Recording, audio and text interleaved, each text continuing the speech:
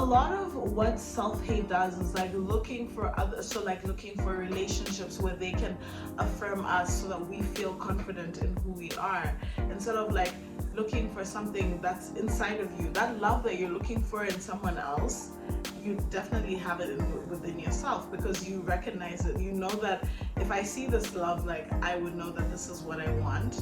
So that want that you have within you, you can do it to yourself, and like you are able to provide that same love that you want from other people to yourself. Hey guys, my name is Nikki. If you're new here, welcome to my YouTube channel. So I have lifestyle content, self-development content, and healing content. So if that interests you, I highly recommend that you subscribe. Today, from the like title of the video, we can see that we're kind of talking about like how learning to love yourself in this system that really profits off everyone hating themselves. So let's get straight into the video. Okay, so I have been thinking a lot, do I want a YouTube tag? Like, should I be like, oh yeah, hi guys, welcome to Planet Nikki, I'm Nikki. I don't know, I'm trying to figure out if I want a tag. So let me know in the comments if you think I should have like a YouTube little tag thing, because I think that would be so cute. It's like, you know, it's giving I'm building a brand, it's giving I have a YouTube channel. Anyway, so let's get straight into the video. I apologize for this lighting. I thought it would be like a nice warm day, lots of sun here in Edmonton. The sun said, he was like, please don't expect that much from me. So the title of this video is Learning to Love Yourself in a System That Promotes Self-Hate. I feel like this is a really important thing that like needs to be explored, because like genuinely the system we live in profits off majority of people hating themselves.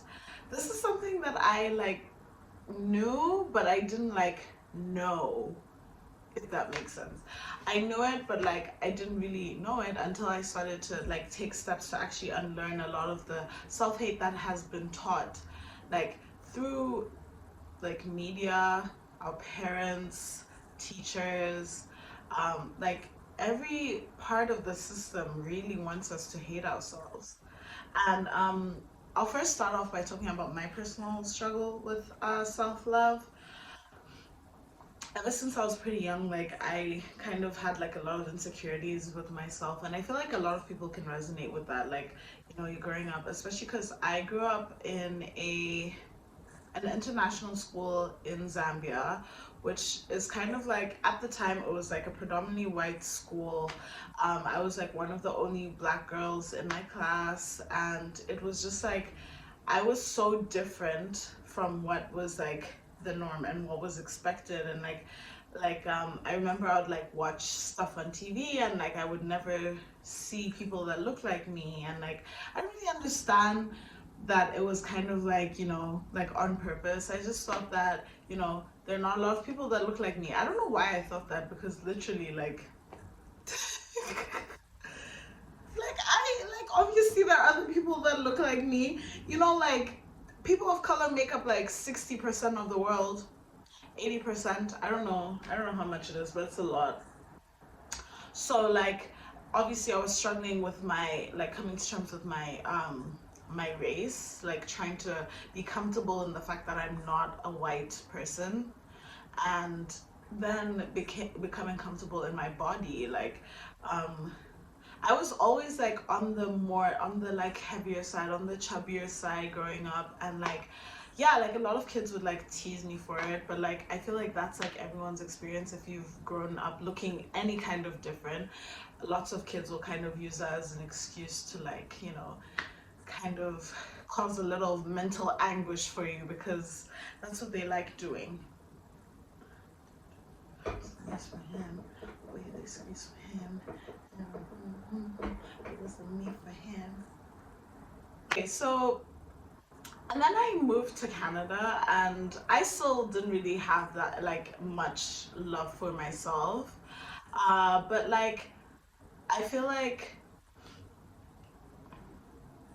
I've started taking active steps in unlearning where all of this self-hate comes from, because it's not like it doesn't come out of thin air, and it's like, yeah, it's like definitely to do with like some trauma that people have like put on you. So that means like if people are literally, our brains are function of conditioning. So if you know that, oh yeah, like it's acceptable for me to really just say that, oh, I hate myself, I kind of want to die, I don't like my life sucks, and you're conditioned to like, you hear those things. I think like everybody hears those things, like you see them on Twitter, you see them on TikTok, you see them all over the media. Like that is just like the regular language, and like, yes, sometimes you do feel like that, but like you like, it's the system trying to get us to.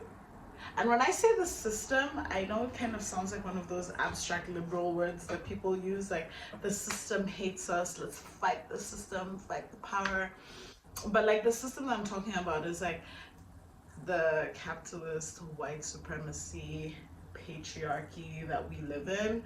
It's it doesn't want, like, it would not profit off everybody seeing their own power, if everybody owning what they have inside of them. Like okay, so ever since August 2022, when Beyonce released Renaissance, every single day I listen to that album, because she's spitting facts, like in Break My Soul, when she's like, looking for something that lives inside me. I resonated with that so hard. Like, a lot of what self-hate does is like looking for others, so like looking for relationships where they can affirm us so that we feel confident in who we are, instead of like looking for something that's inside of you. That love that you're looking for in someone else, you definitely have it within yourself, because you recognize it. You know that if I see this love, like I would know that this is what I want. So that want that you have within you, you can do it to yourself, and like you are able to provide that same love that you want from other people to yourself. Wow. I just feel like I was spitting facts right there. So what was my turning point? What was my turning point in realizing, hey, like I don't need to hate myself anymore? um I was really, really, really unhappy. And like, I was unhappy that I was like super burnt out. I always felt like I would overextend myself. People, I would like give all this love to people, give all, like expect all of this stuff from people, and like never receive it back. And I was just like, I don't know what's wrong with me. And I feel like that's what society wants us to believe. It's like, well, then there must be something with you if you don't, especially social media. You see people on Instagram, Valentine's Day, National Girlfriend Day, National Boyfriend Day comes around, and then like everyone's posting their lovely relationships. And if you're single, like you're looking at this and you're like, okay, what is wrong with me? Why can't I have that same love? Why can't like I find someone who loves me exactly like Lori Harvey loves Michael B. Jordan? I don't even know if they're still together, but like they were a very cute couple. But like that's like what media, society, our system, what they want us to do is like just look at all these things that people are posting and being like, I can't relate, couldn't be me. It actually can be you, okay? Can I tell you that? It can be you. See me coming in really close because I'm trying to tell you it can be you, okay? So I think the biggest lesson that I have learned from the biggest lesson that I have learned with like my journey with like loving myself and like, you know, starting to like unlearn some of the things that I've been conditioned to know about myself is like setting boundaries. Setting boundaries is hard though. I have to be real, because it's so hard. Sometimes it feels like when you set a boundary with someone, you're gonna like mess up the relationship, the dynamic's gonna change, you're scared of how they react. But another thing that I've learned is like you can only control how your emotions are and how you react to things. That's the only thing that you can control. Everything else around, like how other people react, how like your external reality, you can't control that. You can only control what's inside of you. And if you are really like around someone and they're making you feel like really burnt out, or they're making you feel like not cared about, or they're making you feel like you aren't allowed to use your voice, or they're making you feel like, you know, have you ever been around someone and you're like, does this person even like me? Do they even fuck with me? Like you're really, really wondering, like the like low key in the depths of this person's heart, do they care about me? And if you're hanging around people like that, like you need to set boundaries. And if you're always coming away from an interaction like that, you need to set boundaries, because that's not like, that's how you get burnt out. That's how you physically like feel like you're unable to, you know, like that feeling. I feel like a lot of people who are like very, very depressed, they feel like everything is just too much. Like life is just so much, because like you can't interact with people, and because you always feel like it's going to be too much, you're going to be using too much energy, you don't really want to get out of bed because you kind of feel worthless and helpless. I think like at that point, that is the time that you need to set a boundary. I read this really, really good book by NEDRA. Okay, I need to look at what this book is called. So I read this book by NEDRA Glover TAWWAB called Set Boundaries, Find Peace.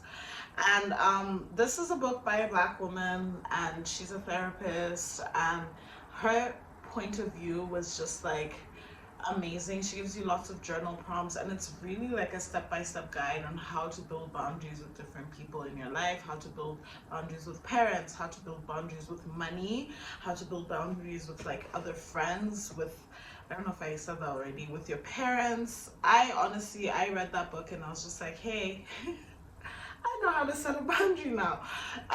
But yeah, I would definitely recommend reading that book if you're someone who's really struggling with boundaries, because like it really opens your eyes to like when you are like, and that's also something that our system teaches us. It's like you want to be someone that's like uh, you want to be an agreeable person, so you let people sometimes walk all over you, or you don't tell someone when something is not cool with you, or if like someone is overstepping, asking something that you don't feel comfortable with answering, or if someone is like trying to initiate something with you that you are not really comfortable with. Like, well, right now I feel like more people are kind of talking about like consent, and you know, like making sure that you ask people, and like making sure that the person that you're speaking to is in a place where they can reciprocate, and you know, like making sure that all the parties are comfortable. But like a lot of like before, it was kind of just like, you know, um if you don't, if the person doesn't say anything to you, like you don't really know, and like it's not really your problem, like, you know, um and like really it's like when you set a boundary with someone, it's actually an act of self-love.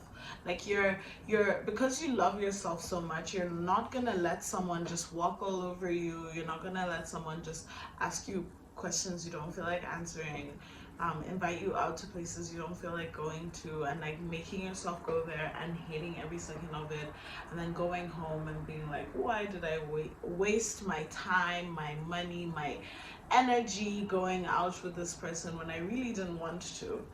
I don't know if anyone can resonate with that, but I can definitely resonate with that. Like, you are going out with someone and you're like, you don't even want to be there, but like somehow you found yourself there, and you're like, what am I doing? That feeling kind of sucks, and like that is when you need to set a boundary. So the second thing that I have learned about how to cultivate habits that make you want to love yourself more is talking to yourself like someone you love. I learned this from like a bunch of YouTubers that I have been watching. I think Bria Jones has like a video about it. If I find it, I will add it in the description box. I will also add the book in the description box in case anyone is looking to like get that book. Um, and she kind of talks about like when you're developing a relationship with yourself, like you have to kind of look at it as you're talking to someone who you love. Like it's someone who I feel like a lot of the times like some of my self talk was really really toxic. Like I would be like kind of berating myself, you know, like really telling myself, oh, you don't deserve this, you're not worth this. And like when you're talking to yourself like that, like just take a step back and be like, if someone was talking to me like this, or if I was talking to someone, would I talk to them like this? And like when you start to condition your mind to not talk to yourself like you hate yourself, or like like you're berating yourself, or like you really can't stand yourself, like you really see huge changes in the way that you think about yourself, and the way that you start to give yourself grace. You start to like be like, so I'll give an example with my relationship with working out and like healthy living and lifestyle and stuff like that. Because I already had such a strange relationship with my body, and like such a strange relationship with food and exercise. Um, like I would kind of like be, I remember like I went on my first diet when I was like way too young. Like I must have been like 11 or 12, and like obviously like our parents didn't know better, so like they were like kind of encouraging that. And I was kind of like I developed this thing where it's like if I ate, like we're like counting calories and stuff like that, so if I ate like 200 calories over my limit, I'd be like, you see, this is why you're fat. Like you can never lose weight because like I'm just thinking right now, like right now if I eat something and like I know that I'm like, I don't even count calories anymore. So like let's start there. That is a huge thing for me, because like counting calories is like how you really start. I don't know who started that in the diet. You see, this is what I'm talking about, the system. Counting calories is literally like, do you think our ancestors really were counting calories? Do you think that they were like picking up the grass and like killing the cows with themselves and being like, how many calories is this? Like they were eating like what is available, and eating really sustainably, and like, you know, honoring their bodies, listening to their bodies. And that's literally all you need to do. 3 square meals a day and some exercise, and hey, that's good enough. And everybody's body is different, so like someone who eats like the same amount of calories, like good calories or good food, good clean food, versus someone who eats like the same amount of calories. So like let's say 2000 calorie person here, 2000 calorie person here, their bodies are not gonna look the same. Like 100% their bodies are not gonna look the same. So calorie counting is just kind of like yeah, so let's just not go into that. That's just like, and it's so detrimental to your mental health. And I've seen like so many people develop eating disorders because of that hyper fixation on like calories, diet culture. These are the things that they input in your brain to make you hate yourself, and they work. They literally work. So that's why you have to put in the work to unlearn that stuff. So back to talking to yourself like someone you love. I really give myself a lot of compassion these days. Like if I'm eating really bad, if I honestly eat really really good. I try to eat really good at least 3 or 4 times out of the week. And like some days I don't eat really good, and like before I would be like, oh my goodness, see, this is why you're never gonna be able to lose the weight. It's like now I'm just like, well, I have balance, so like duality, like I'm eating good 70% of the time, and that 30% is fine, because like you literally live one life, and if you're spending your whole life hating yourself, not enjoying life, then what's the point? Like, what's the point of living this life if you're like constantly at war with your mind? There's no point in living in a world where like you hate what's going on inside your mind. Oh, are we getting a thumbnail here? No, that's not a thumbnail. Okay. Third, I want to talk about creating a routine. So I recently read the book Atomic Habits by James Clear. I will also leave that book in the description box in case you're interested in picking it up. It's an amazing book. And one thing that he talks about a lot is like developing little habits that kind of like have huge effects on your mental well-being, like your self-development journey. Like, honestly, all of those things are not, it's not done overnight. No matter how tempting it is to believe that you can do all of this stuff overnight, it's just not possible. You have to take like tiny little steps to change your life, and that's how you do that. So even from this video, I know I'm giving you about like 6 tips, but if you just implement like 1 or 2 of them, I'm sure you'll see pretty big changes. Oh my god, the sun is coming out. You'll see pretty big changes in like how you like the habits that you have, and the unlearning that you, it'll make you realize like the unlearning that you have to do to reach that level of like liking yourself even a little bit more. Because like the journey from like hating yourself to like loving yourself is really not like, I'm not even gonna say like, hey, I'm already like, I'm the self-love expert, because that's not true. Like, I just I've been learning how to be more gentle with myself, and I would love to share that with you. So yeah, the third thing that I wanted to talk about is creating a routine. So creating a routine is an act of self-love, because I know that when I'm not in a routine, like if I'm just like living every day like SpongeBob, like a cartoon character, kind of just like, you know, just vibes, just like not having a structure to my day, and like not really knowing what I'm gonna do with the day until I'm like halfway through it, I know that I wasn't in a great mental space, and I know that I wasn't functioning to the best of my ability. Having a routine with your day, even if it's not like a huge thing, like I'll break down like my little morning routine. Most of the days, morning routine, I wake up and then I drink some water, because you know you need to stay hydrated, and then I'll like brush my teeth and like do a little skincare routine, and then like do some stretches, and then drink my iced coffee and have some breakfast. And that's literally my morning routine. It doesn't have to be anything fancy or anything. It's just kind of like what gets you into the rhythm of things, so you know, like, you know, you're really creating a routine helps you get grounded in who you are, and it really like, it does something for your brain. James Clear talks about it in this book that I'm gonna leave in the description box, Atomic Habits. It's a great book. I highly recommend it. It does something for your brain when you have a routine, and it like really positively affects how you tackle the day, how you tackle your goals when you have like a routine on a day-to-day basis. Okay, so that kind of connects to the second thing. Well, I think we're on the third, maybe the fourth tip, but like it's very connected to the creating routine, is having acts of discipline.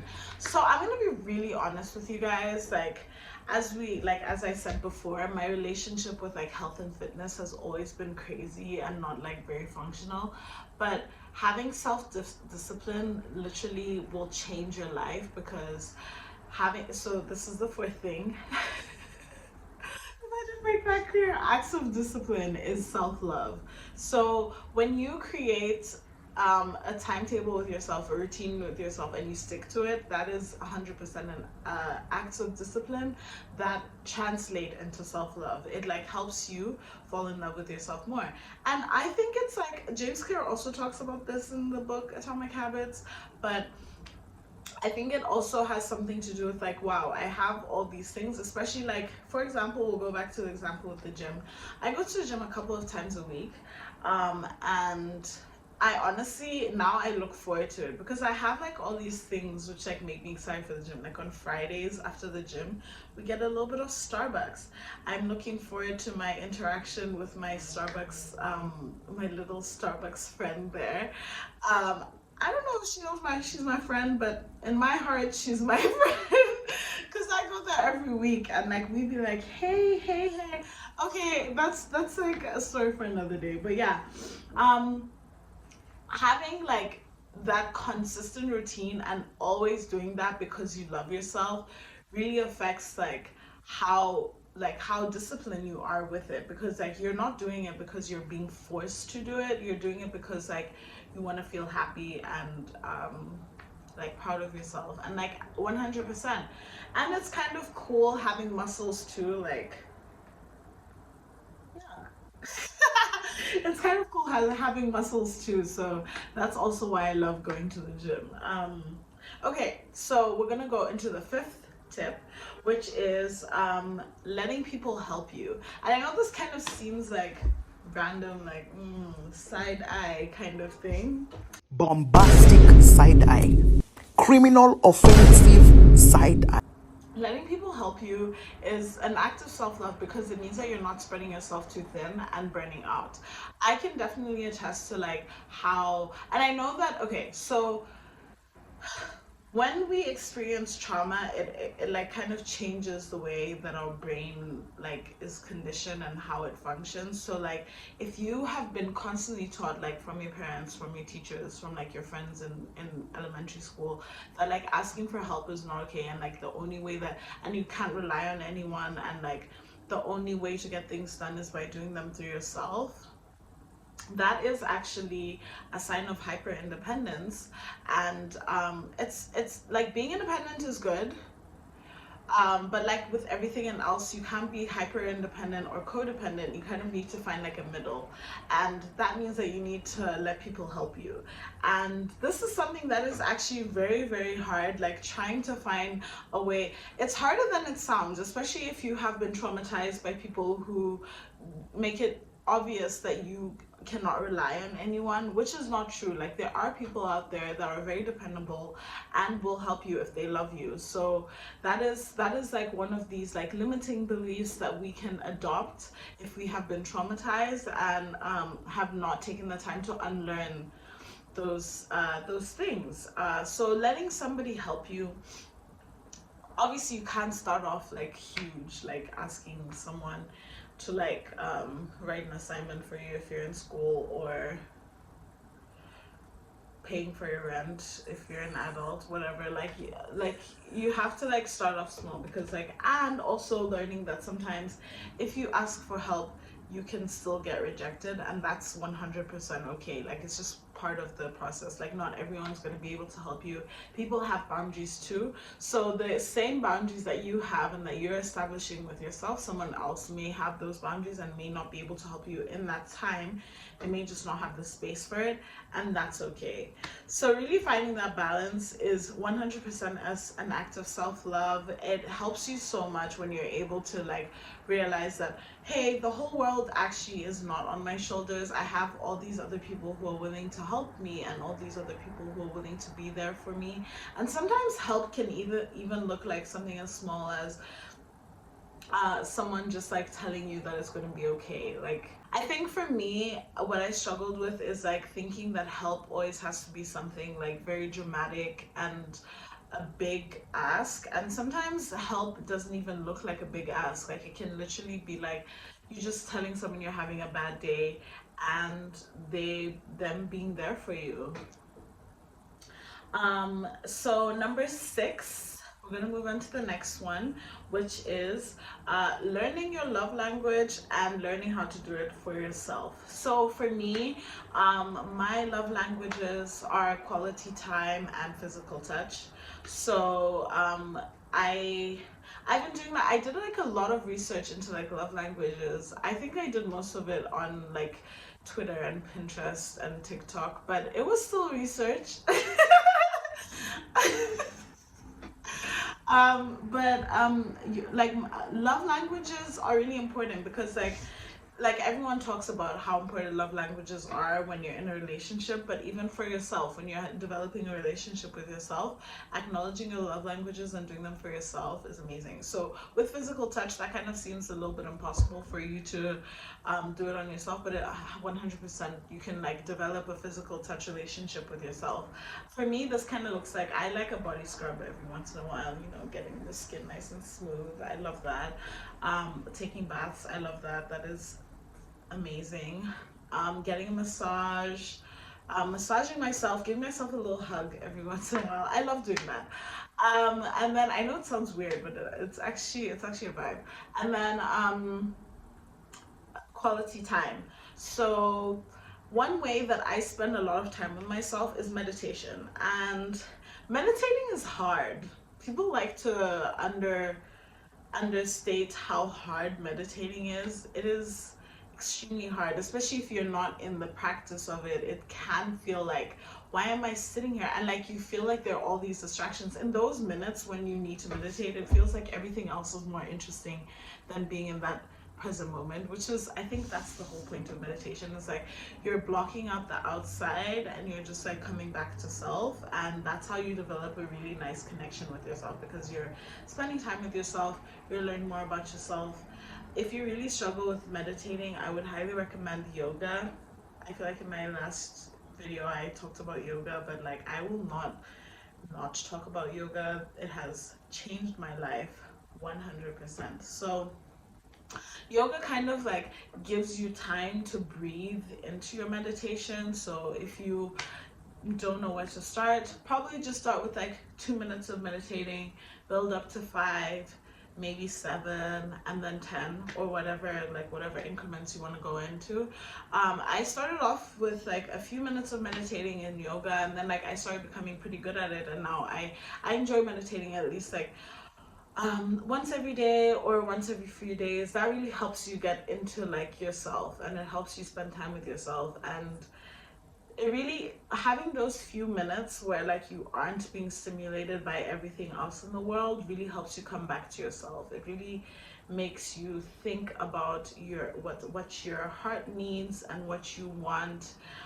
It also helps you get into like this like zen mode, which is really really good for like healing and like your immune system.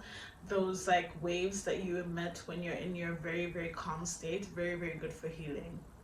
So the last thing that I do want to talk about is not hanging around energy vampires. And I feel like I talked about this a little bit in like the first one with setting boundaries, but if you're hanging around someone and you're not sure what this person's intentions are towards you, or if you're hanging around someone and like you literally feel 100% drained after hanging out with them, you definitely don't need that person in your life. Or if it's something that like is like manageable, and it's like something that you could like you're not 100% sure of, set a boundary first. This NEDRA actually talks about this in her book, that I will put in the description box, because I've said it like 3 times in this video, so now I have to. She talks about this in the book sometimes, and I feel like as someone who resonates a lot with like an avoidant dismissive attachment style, sometimes you're very very tempted to like cut someone off as soon as they like cross a boundary for you, but like that's not how you grow in relationships. You need to first set a boundary. Oh, Luna wants to say hi to you guys. Hey Luna. Mhm. So I know it's really tempting to like just like what like straight away when someone is like draining your energy, be like, okay, I'm gonna cut this person off. But you also need to, like if the person doesn't know where it's coming from, it's really really really unfair to cut them off without giving them a chance to like redeem themselves, or giving them a chance to like actually change their behavior. But it's 100% different if you've been talking to someone and they are constantly crossing boundaries, and you've told them more than one time that this is something that is not okay, and they keep doing it. 100% cut them off. And if you're around this person and like you dread it, cut them off. Like, you don't need that kind of energy in your life. And that is another act of self-love. Like, you don't need to be a people pleaser and like literally make everyone happy but yourself. You deserve to be happy, and that happiness that you want everyone else to experience, you deserve that happiness as well. Coming back to Beyonce's everything, no, looking for something that lives inside of me. Yeah, yeah. You won't break my soul. Hashtag you won't break my soul. Let's do that. Okay, so I'm gonna end the video soon, but like the last thing that I want to talk about is this is kind of just like a PSA thing. I learned a lot of these things in therapy and through like the books that I've been reading and the YouTubers that I've been watching. But definitely therapy has been a huge thing in helping me start to fall in love with myself and like come back to myself and develop a relationship with myself. And if like you are in a place where you're struggling to wake up in the morning, you're struggling to like really develop a relationship with yourself, and you're struggling to like yourself, I would 100% recommend seeing a professional. Professionals know how to do this more than me, just another person, another YouTuber who's trying to help their friends out. But like, just definitely sees a professional if your mental health is something that you've struggled with for like a very extended period of time and you're unable to like apply any of these tips. Definitely try seeing a professional and seeing if you can work with someone who's able to help you reach those goals, because every single person in this life deserves to have a relationship with themselves. That is the one thing that we deserve. Society might make it seem like we don't really need to have a relationship with ourselves and we just need to work until we're just dying and don't have any free time for ourselves, working a 9 to 5, 5 days of a week, and have a 2-day weekend where we barely get any chores done or have any time to ourselves. Like, society may push that narrative, but that's not something that you need to subscribe to. You can literally build the life that you need for you to be able to be safe and happy in your life. So yeah, I really hope that you guys enjoyed this video. This is like my first sit down video, so I hope it was kind of informative and helpful for you. Me and Luna, oh my god, I think this is gonna be the thumbnail. No, it's not gonna be the thumbnail. Oh my god, she looks so cute. She's just purring like a machine right now. Anyways, me and Luna are gonna go. I'm definitely gonna go. Thank you so much for tuning into this video. I'm gonna work on a tag. If you guys really like the tag idea for my YouTube channel, please let me know. If you're like, welcome to Planet Nikki, hi, I'm Nikki, and I'm gonna like fine tune it and stuff, but this is just my second YouTube video, so I'm gonna give myself some grace with that. So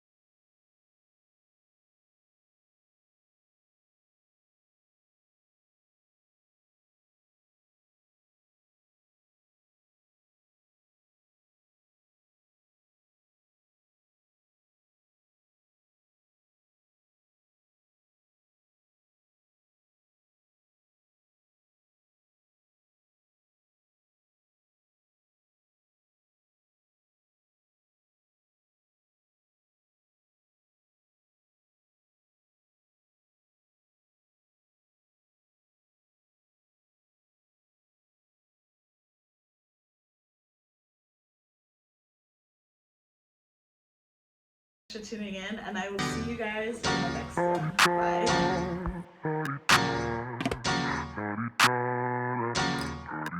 Get out the way, who got a watch, who got the time, I'm raising the clock. Even in my feelings, grind don't stop. Got big dreams, one big old